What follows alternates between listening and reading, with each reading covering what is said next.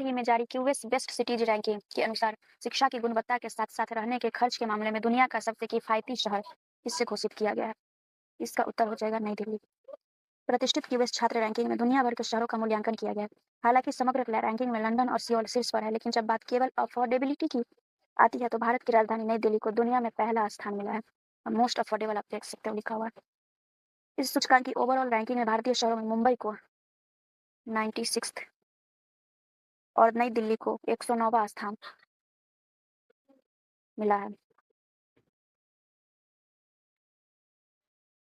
यहाँ आप ये देखिए, उल्टा ना समझे, ये दुनिया भर में जो सर्वे हुआ है उसके हिसाब से ये रैंकिंग दी गई है, लेकिन जब बात मोस्ट अफोर्डेबल की आती है तो नई दिल्ली उसमें टॉप पे है। लंदन लगातार कई वर्षों से छात्रों के रहने और पढ़ाई के लिए दुनिया का ओवरऑल सर्वश्रेष्ठ शहर बना ही हुआ है, जिसे हम अक्सर न्यूज में सुनते ही रहते हैं।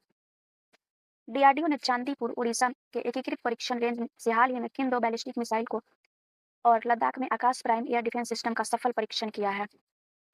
इसका उत्तर हो जाएगा पृथ्वी 2 और अग्नि 1।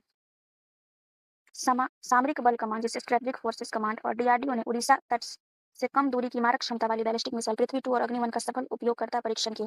इसके साथ ही अत्यधिक ऊंचाई वाले क्षेत्र लद्दाख में हवाई खतरों को नष्ट करने वाले आकाश प्राइम का सिस्टम भी परीक्षण हुआ।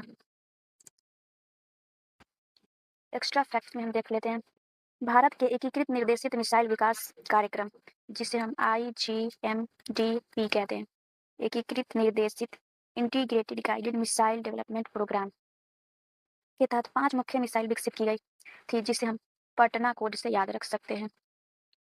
Patna, P for Prithvi, A for Agni, T for Trishul, N for Nag, A for Akash. ऐसे आप याद रख सकते हो। इस कार्यक्रम के जनक भारत के missile man doctor Abdul Kalam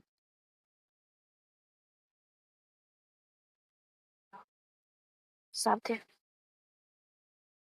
मध्यकाल और ब्रिटिश काल के दौरान डच और अंग्रेजी व्यापारियों का प्रमुख केंद्र रहे ऐतिहासिक मछलीपट्टनम बंदरगाह के पुनरुद्धार और आधुनिक बुनियादी ढांचे के विकास की घोषणा किस राज्य सरकार ने की है?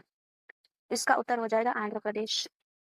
आंध्र प्रदेश सरकार ने राज्य के आर्थिक विकास और समुद्री व्यापार को गति देने के लिए ऐतिहासिक मछलीपट्टनम बंदरगाह, जिससे मछलीपट्टनम कहा जाता था उस समय, उसका पुनर्विकास शुरू किया। इसके माध्यम से खाड़ी देशों और दक्षिण पूर्व एशिया के साथ लॉजिस्टिक्स को और मजबूत किया जाएगा।